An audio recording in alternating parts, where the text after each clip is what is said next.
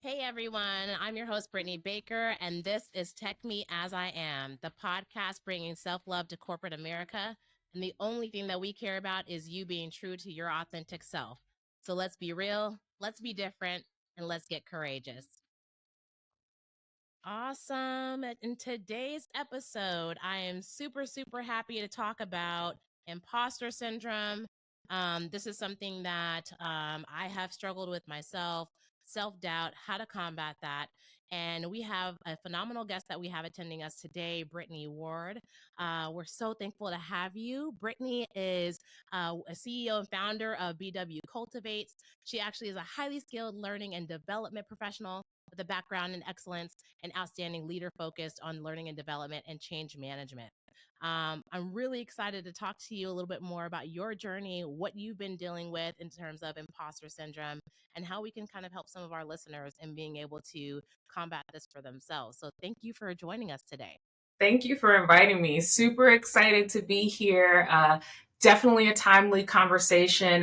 You and I have chatted before, and we've talked about the fact that, as Black women, I think we fall prey to imposter syndrome quite often, especially in corporate environments. And so I think it's timely, especially as folks are getting back into the job market and trying to figure out, how do I position myself? How do I amp myself up? How do I encourage myself to get back out there and start looking for roles again in the midst of a bit of a turbulent market environment? So can't wait to just dive in. Yes, I'm excited. So talk to us a little bit about your journey with BW Cultivates, this life's purpose and driven work that you're doing. I want to learn more. And did you face any imposter syndrome and self doubt in the journey that you had in creating BW Cultivates? Whew, girl, you're getting all in my business already. But absolutely.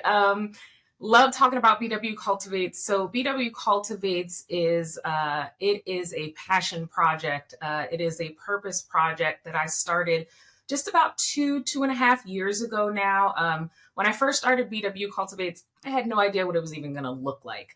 I just knew that God was telling me I needed to motivate, empower, and inspire women. And so I was like, okay, well, that could mean a lot of different things. Like, I could go down the learning and development route. Like, I could go down the speaker route. Like, what does this really look like?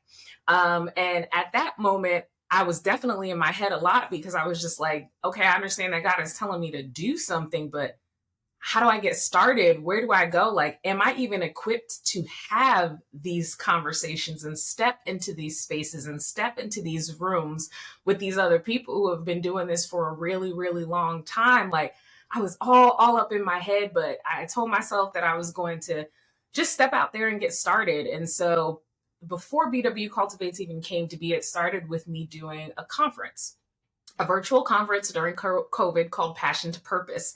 And I tapped a lot of the women in my network and a lot of my friends who were just out there killing it, entrepreneurs, women in finance, women in law and legal, and pulled them all together, women in PR, to basically set up a conference where they talked about different topics. And we just invited all these different women from our networks. And I was nervous. I was nervous because I had never put on anything like that. I was managing everything myself. And I was like, Lord, just get me through this event. And so the event went off without a hitch. I got a lot of really, really positive feedback about it. And as I just kind of continued to dive in and continue to talk to people, I started getting the idea for this platform to help women heal and grow from emotional trauma. And a lot of the justification for that stemmed from my own testimony. I've been a victim of sexual abuse. Grew up in a household with domestic violence. My mom passed away when I was 11 years old. I never knew my father. My grandmother raised me. Girl, I could keep going on and on. And so, by all accounts, society would say I shouldn't be where I am right now in terms of what I'm doing with BW Cultivates, in terms of what I'm doing with my career. And so, those are some of the things that I ran into even as I was getting started with BW Cultivates. As the vision for this started to form, I was scared to tell my story because I hadn't even come to terms with my story myself. I went through periods where I was asking myself, who's going to want to hear me talk? who's going to care about the fact that I've experienced these things? Is a person going to look at me and be like, well, you're not equipped to tell me anything about how to deal with my emotional trauma. You're still healing yourself, right?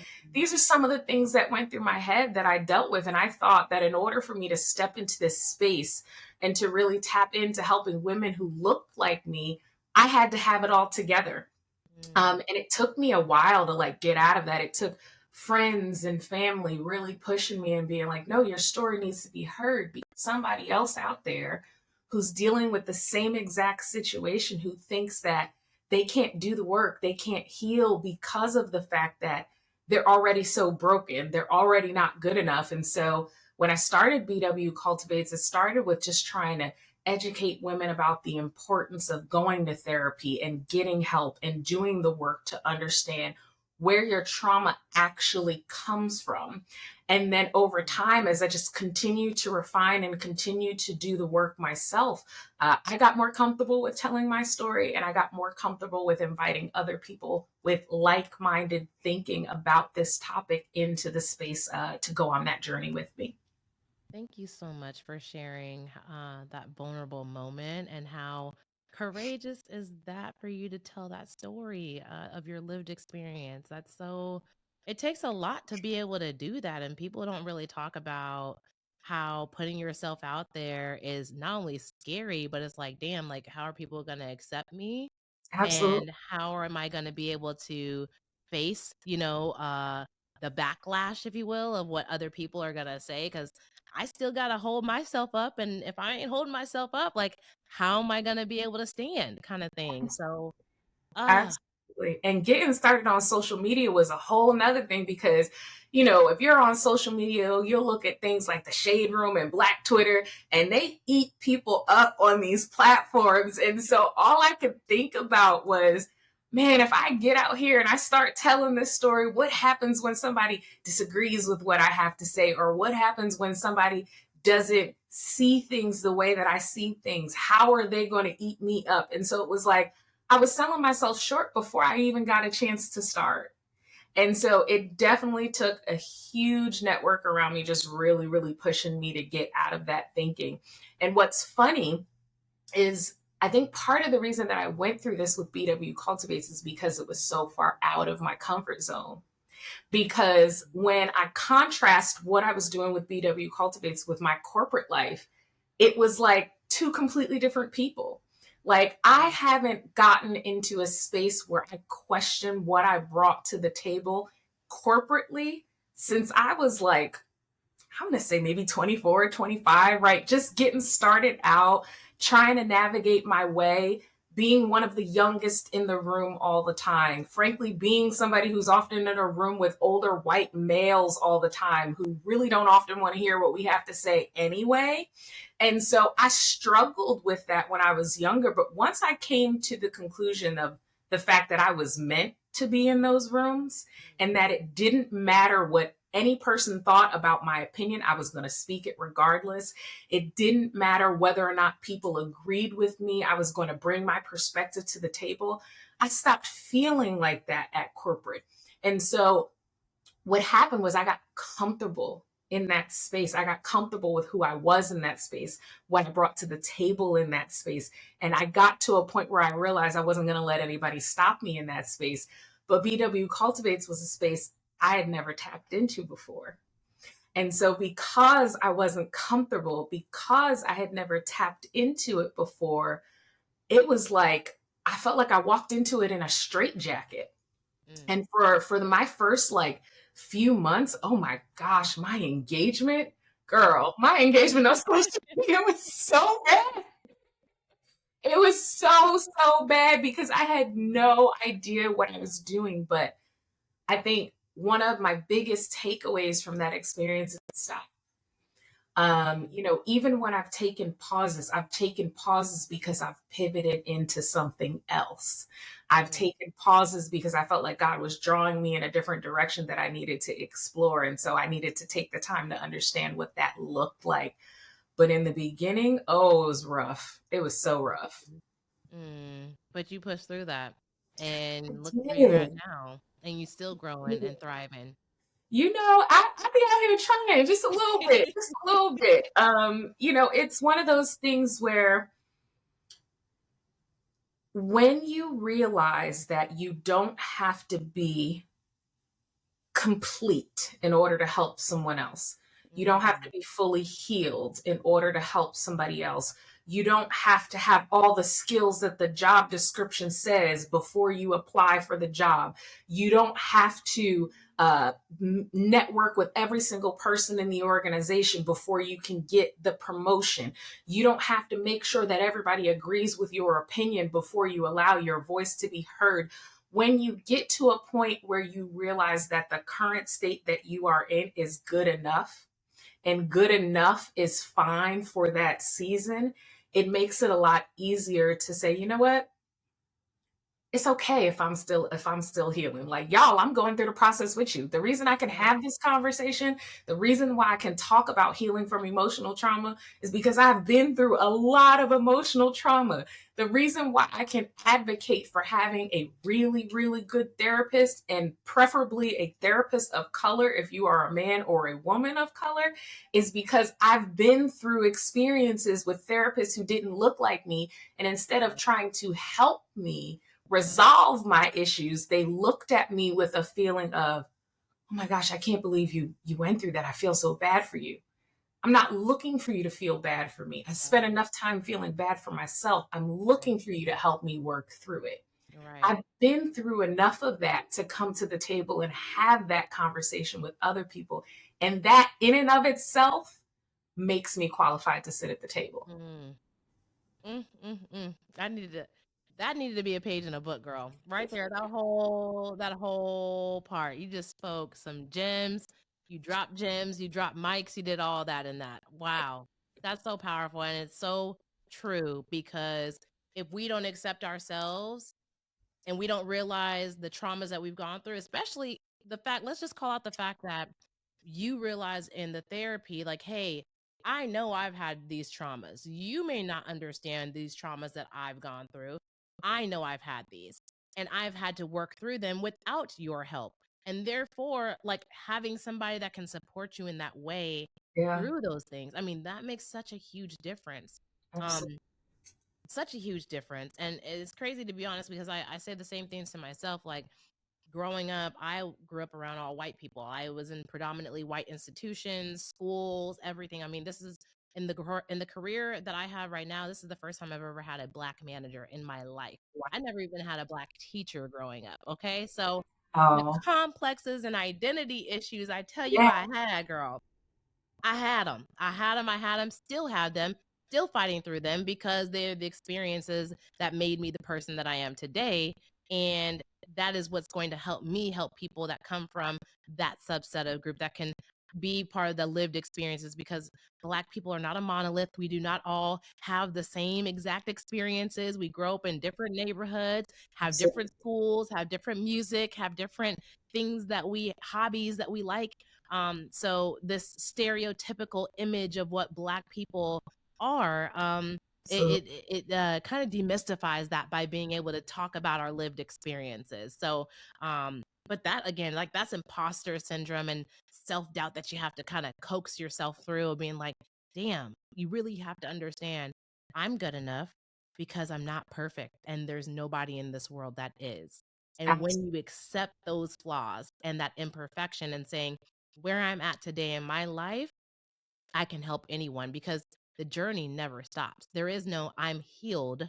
I'm healing every day because life is a journey every day. Absolutely. And you're constantly changing, right? And Yes. so, I do believe that there is power in taking a break from healing because when Mm, you are going through the healing process, everybody talks about healing like healing is like this warm and fuzzy thing, right? A lot of times they're talking about what you feel like once you get on the other side of healing. The mm, journey of healing is not warm and fuzzy. It does not feel good and it permeates every single part of your lived experience. yep. And so, if you don't understand what you're dealing with and how it shows up for you, healing can look downright awful, okay? Just straight up awful, because you don't even know that you're in a space where you need to heal. You just know that something's going on, that you're upset all the time, that you're agitated all the time, that you have no energy, that you're sleepy, that the relationships that you have in your life that are supposed to be some of the best relationships around you, you don't even desire to interact with those people anymore. You're dealing with all these symptomatic issues that are stemming from something much bigger, which is you probably have something that you need to work through. And so the thing about that that's important, that I always teach the women who come to me through BW Cultivates, and I tell my teams this at work: who you are in what you believe is your personal life is who you bring to the office. Yes. And so if Yes. you are struggling with things that you have not dealt with in your Yes. personal life, they show up in how you're received in the office. And so there's a difference between being offended and taking offense, right? And so when you think about that, there are a lot of people who are offended simply because of the things that they're experiencing. There are times when we get imposter syndrome in our heads about what our experience is supposed to be in the office, and we think somebody in the office is coming for us, or we think somebody in the office is responding to us in a certain way. And I'm not going to take that away from people, because sometimes that is the case. I've been in those situations as a Black woman in tech. It happens quite often where I have to kind of set people straight in a very political way and say, please do not come for me unless I send for you, because I'm just not the one, right? But then there are other times when people don't even realize that they've done something that offends you. Right. There are times when people don't even realize they've said something in a way that you feel is unacceptable for how you want to be addressed. But because we have all this pain and we have all this hurt and we have all these lived experiences, and frankly, we have the compound effect of other Black people's lived experiences, when you look at things like the loss of George Floyd and others, right? Just because it's not us doesn't mean we don't still feel those things when we come to work, because we're sick and we're tired of experiencing those things in our communities. And so when you deal with the fact that you probably have some things you need to deal with, then work is getting agitating, then all these societal things that are happening that are compounding on top of that, it is very easy to be offended. It is very easy to see things that cause upset that may or may not always be there.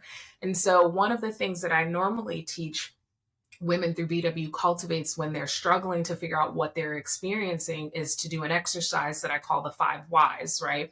It's in the journal that I have. And so the reason for the 5 whys is very similar to the way when we're working in the office, right? I know you and I have talked about this, where we know there's problems that are happening, but we know there's symptomatic problems. We want to try to get to the root cause.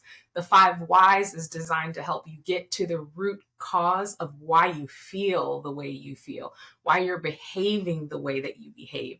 And the thought process is that you continue to ask yourself why until you get to a point where you can't answer the question anymore.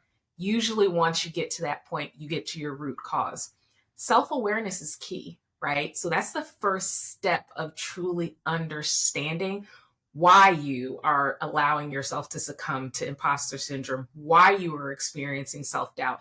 You can't fix something that you don't understand the root cause of. And so a lot of the things that we experience, I feel, stem from just a lack of self-awareness to begin with. You know what I mean? That was my own experience. Like, I thought I knew myself, and I realized I really knew nothing about myself. Not a damn thing, girl. Girl, I knew nothing. Like, I knew that I had been through all these things, but I thought because they happened so long ago, they didn't affect me. Right. I didn't realize all the subconscious experiences that I was having. I didn't realize all the subconscious feelings that I was bringing into my work environment, my relationships with friends, family, partners. You know what I mean? I didn't realize that there are a number of things that shape you, right? Like I teach experiences, exposure, and expectations, right? And so your experiences are, the things that you go through, how your parents shape you. Your exposure is what you see as you're growing up. The expectations are the things that you place on yourself when it comes to how you how you behave, how you act based on your experiences and your exposure. And so when you look at how all those things come together, it is easy to realize that just like there are positive experiences, exposure, expectations, there are negative ones.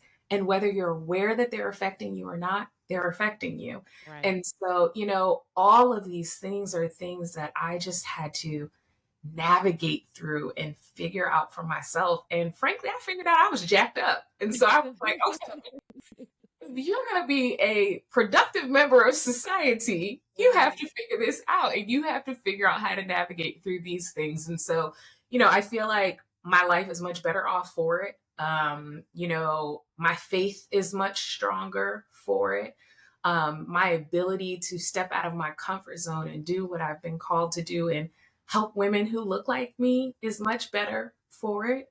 And I think I am just more grounded now in who I am in God versus who I am in other people's eyes. And that has made a huge difference in terms of just my overall feelings of imposter syndrome and not being good enough. Why do I care if, John Doe at the office doesn't think my work is good enough? Okay, God says I have called you for a time such as this. My work is just fine. You know what I mean? Why do I care if, this person is telling me that they think I need to do this over or that I don't belong in this position? Well, no, God has told me I belong exactly where I am. And so your opinion doesn't matter to me. Right. And Right. so that's been my experience, right, wrong, and different. Like I'm thugging it out here, figuring it out, navigating this core life, navigating this world, navigating social life in this environment. And it's not always easy, but I'm here. It's not easy. Life's not easy. And, one of the things that I've been trying to teach myself in combating a little bit of my own self-doubt is being okay with fucking up. Excuse my language, but not. Yes. So Brene Brown calls them FFTs, the fucking first times. And when you're in an FFT, and I tell my peers, my friends, all that, like, are you going through an FFT right now? Is this your first time? Because you need to know you're supposed to feel this way right now because it's your first time. It's your Absolutely. first time going through these things, these emotions, and teaching ourselves to understand these emotions when they arise. Yes. That is even harder sometimes to do because in that moment in real time, like I had to go from learning how to reflect during the day to reflect in the moment and Mhm. then having emotional regulation in that moment to Girl. know how to control those emotions that I was feeling, to be like, sit down, Brittany. Anxious Brittany, sit down. Fearful Brittany, sit down. You all have a place. I appreciate you guys coming and showing support today, but we got to do this. We have to push outside this comfort zone because it's required in order to get to where you want to be. Even in doing this podcast, I had no idea. I still don't know what I'm doing, but I do know this. I'm telling you stories. I do know this. I'm going to put myself out there. I'm going to push past that self doubt. I'm going to push past the being, feeling like I'm shaming myself, even Yeah. in my career. In our careers, we often do this time. Like you said this earlier. When you don't meet that job description, women do this all the time. If you don't meet 100% of those requirements, we're never going to be 100% every time, all the time. It's impossible. It's impossible. So stop creating these scenarios to automatically set yourself up for failure when you can set yourself up for success in knowing I'm going to fail. It's a part of being successful.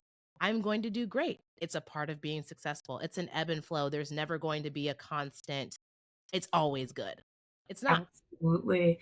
I just want to take a moment to just pat you on the back because one, Oh, you're doing this platform and you're doing it scared. But two, you said a few things that show that you are just light years ahead of so many other women. you named your emotions.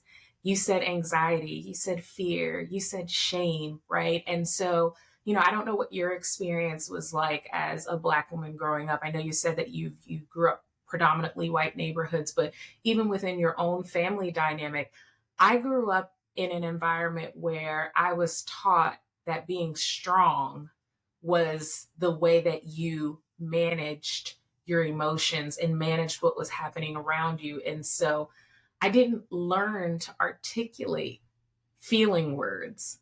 And so the Yeah. first time I went to a therapist and she said, "Okay, how do you feel today?" I was like, "What? I'm good." She was like, "No, good is not a feeling word. How do you Thank feel?" you. And Ooh, it's not. you know, It's not. look here, therapist. I don't really know how to answer that question. And it's because growing, I wasn't taught to articulate what I was experiencing in how I felt. Nobody ever taught me to articulate fear. Nobody ever taught me to articulate shame. The and so because of that, the feeling that I learned to resonate with most was anger. And Mm. so a lot of times what would come out was anger. And so I'd be upset all the time and like have a frown and a you know frown on my face, and I'd Love you. realize, yeah, like just everything. Like I have talk lines now because of it. Not that old. But when it got to a point where, because I didn't know how to convey what I was feeling, everything was anger. And so I might have been scared, but it showed up as anger. I might have been anxious, but it showed up as anger. I might have been confused, but it showed up as anger. And so it took me a lot longer. And frankly, a lot of the women that I speak to, it has taken them a lot longer to regulate their feelings and their emotions because everybody has taught you got to be the strong Black woman. Well, let me tell you, I'm tired of being the strong Black woman, okay? Like, I Right. want to be the Black woman that's anxious. I want to be the Black woman that's scared. I want to be the Black woman that's agitated. I want to be the Black woman who is excited. I want to be the Black woman that is happy. I want to be the Black woman who has all of the feelings words because we are allowed to be that. And I think that when we talk about imposter syndrome and when we talk about self doubt, what is so difficult for us when we go into those corporate environments, especially once we've learned to articulate those things, is those environments make us shrink and feel like Mhm. we can't be the Black woman that has an opinion without being the angry Black woman. We Mm. can't be the Black woman who is excited without being the Black woman who has too much energy or has too much to say. And so I think we spend a lot more time worrying about how we're perceived. And that's where that imposter syndrome and that self doubt comes in, than just spending time being who we are. Yeah. Because once you figure out that you can show up as you are, and people will either love it or hate it, and it is their responsibility to manage their emotions about how they Right. feel about that. Mhm. Mhm. Once Mhm. you realize that, you stop caring. And Mhm. so, And it feels so good. it does, right? It's like, I remember one of the people who worked for me a while back, he said to me, he was like, such and such SVP or VP is coming into the office today, so I've dressed up. And he was like, you should get dressed up. And I was like, why? And he was like, well, you want to look good. And I said, I'm midway through my career. My days of dressing up to impress this leader or that leader are over, because they're not paying me because I look good. They're paying me because of my perspective, my critical thinking, my problem solving, my ability to do things and see issues that nobody else can see. And so if I have on a t shirt and jeans, or if I have on a 4-piece suit, it's not going to make a difference if what's coming out of my mouth is Mm, the same. mm, And so this is where I talk about us getting inside of our heads because different women, different generations, different experiences will say different things, right? I'm a millennial. I'm going to tell you I'm going to do things the way I want to do them. And if there is a company who doesn't like things the way that I want to do them, now I'm questioning whether I should be at that company correct. because does that company's values align I'm with with the way that I need to work? Thank you. Yes. Yes. Yes. So, these are the types of things that we have to look at and think about. I'm not sitting waiting for anybody else to invite me to the table anymore. I'm pulling up my own chair to the table. Mm, I'm mm, not waiting for somebody else to give me permission to speak. I'm interjecting and saying what I think, whether you like it or not. And so, part of what has made me successful in my career in doing learning and development and doing change management and doing human capital work, workforce strategy, doing all of these things, and really for the last 7 years, doing that in tech is because when you look at how executives in tech interact, they don't hold their tongues when they talk to each other. no, they don't. They say some of the craziest things to each other that I have ever heard said out loud. If you heard some of it, you'd probably be like, HR? Like, what is this HR? But they don't bite their tongues with each other. And so I said, why am I sitting here holding my tongue for fear of how they'll react to what I have to say when they're not holding their tongues for Right. fear of how they'll react to what each other has to say? And so I started talking to them the way they talk to each other. I started showing up in their rooms the way they showed up in their rooms. I started being bluntly honest with them the way they were bluntly honest with each other. Mm, And it got me a certain level of respect because even though people didn't always agree with my opinion, they knew that they could trust that it was my opinion and I was going to stand on it 10 toes down. right. Right. And so that is something that I think also plays a factor in imposter syndrome in these workspaces because we let what we think they think about us make us question ourselves. Yes. We've got to get out of that habit. We've Yes. got to get to a point where what we think and what we know is good enough. And Mm, if you are in a workspace that doesn't respect that, you're not in the right place because a open work environment, a non-toxic work environment, a non-bureaucratic work environment, a work environment that values diversity of thought is going to value your opinion, whether they consider it right, wrong, or indifferent.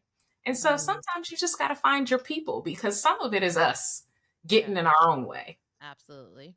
Absolutely. And then sometimes it's also those spaces that Yes, also add compound on top of that, that just makes it debilitating at some point as well. absolutely. So getting out of that head, getting out of that, and knowing the environment that you're putting yourself in. So it's one we're taking away here is knowing who we are enough to stand our ground in those rooms and not conform to those ideals because we're so sure of ourselves and we know what we're bringing value to the table. And then the second thing is when I'm in these rooms, I can feel confident to speak my mind and not care whether they like it or not because I feel safe and secure enough within myself to speak up and say my piece. And I think that is the ultimate winning thing. And to be honest, in the end, with all of it, and the biggest message I've been trying to convey with Tech Me As I Am is, you know, D&I and work, they're two separate things, but they actually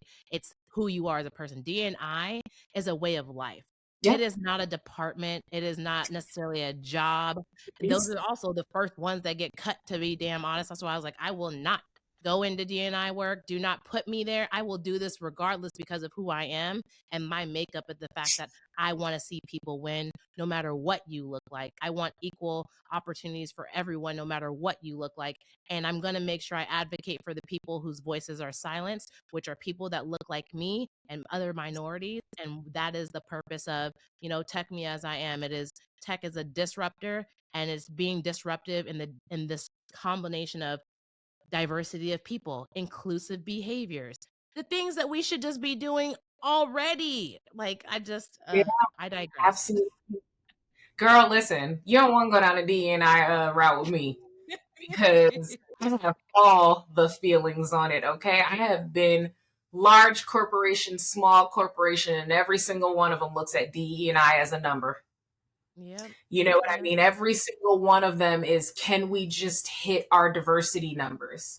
Can we just get a certain amount of Black people through the door? Can we just get a certain amount of Latinos through the door? Okay, but what are you doing about the people's minds and the way that people think that are in your organization for when those people get Right. through the door? You know what I Right. mean? And so, so much of the challenge that I feel we experience in that space is organizations not wanting to be honest about where they fall short, Right. organizations simply Right. wanting to hit the diversity numbers. And it is so much bigger than the numbers.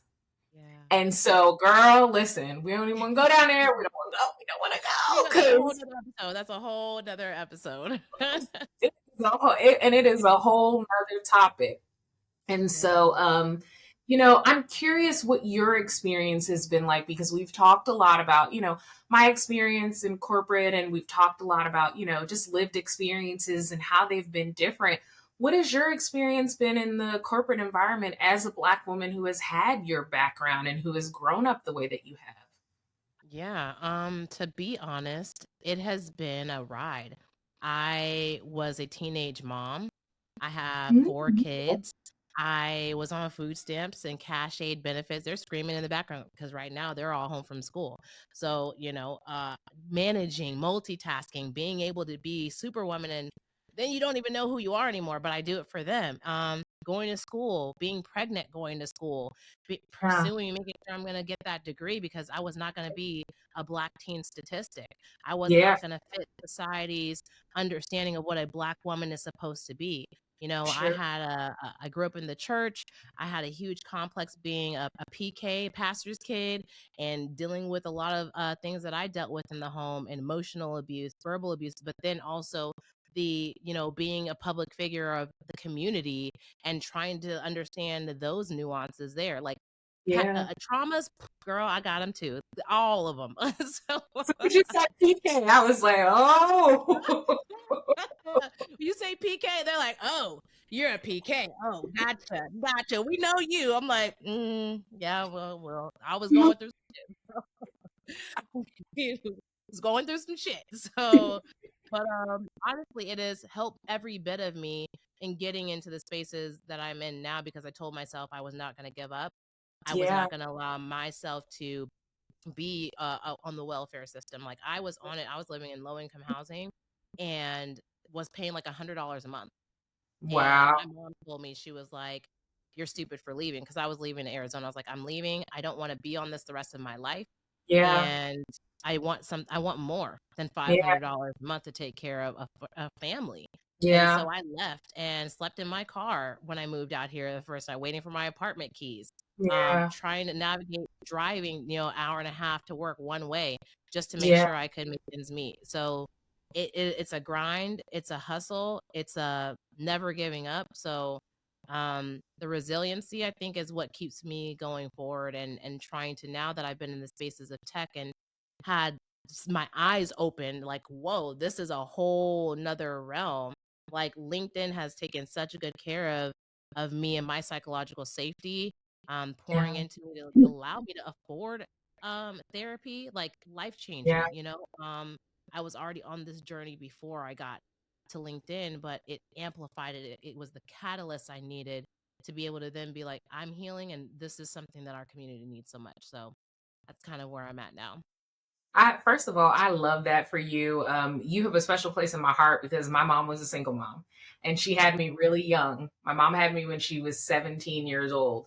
And so I may not be a mom, but I understand the grind of trying to take care of your kids when you're making almost nothing and you are struggling, and all you can think about is their faces and Yep. them looking at you and what they need and whether or not you can provide it. And so, I could just give you a hug right now because I did not know that part of your story, and you are definitely the goat.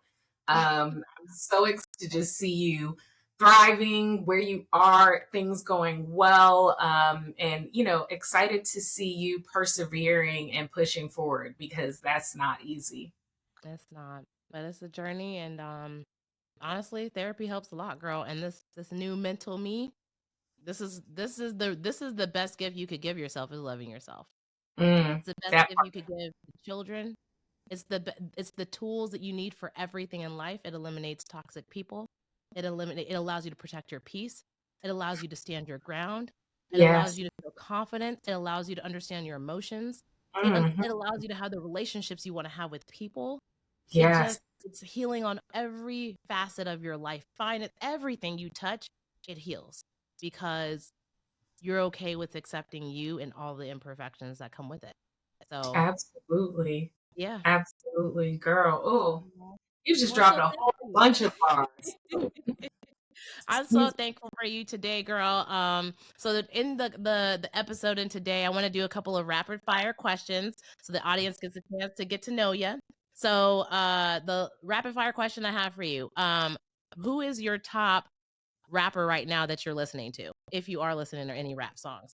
I don't really listen to rap like R&B? that. What about Um, R&B, jazz? What's the genre then?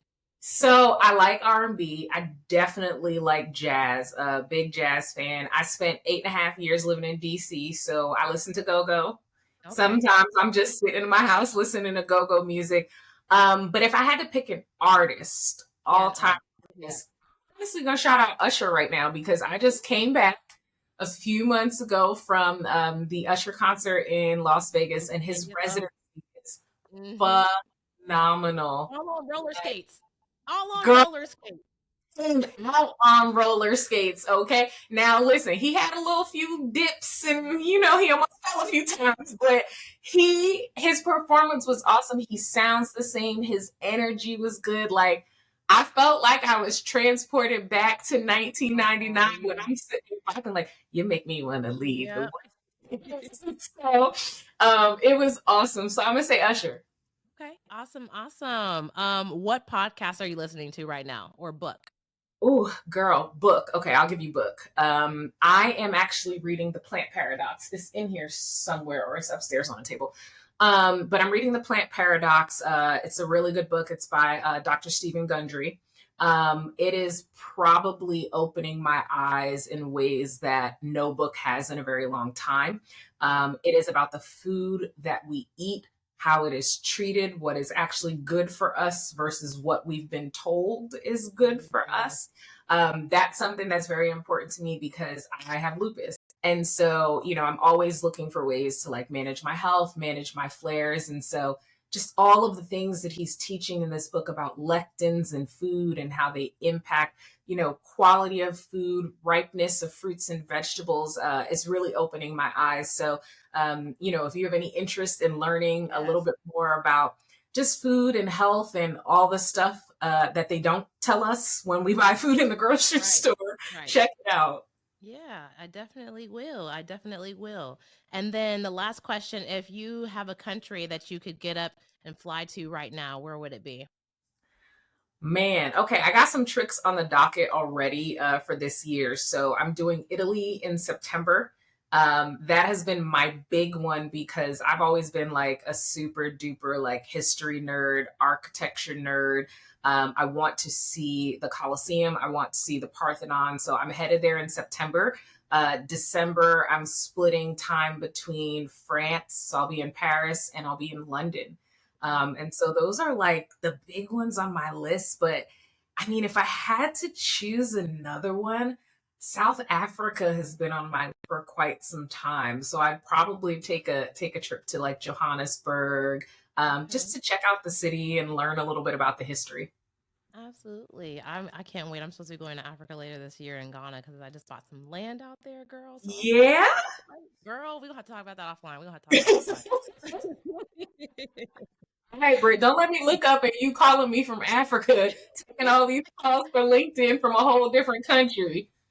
Look, don't try me. Don't test me because I might do that. I might do that. Well, thank you so much, Brittany. I pleasantly enjoyed our conversation today, and I am so excited to see what you're going to be doing in the future.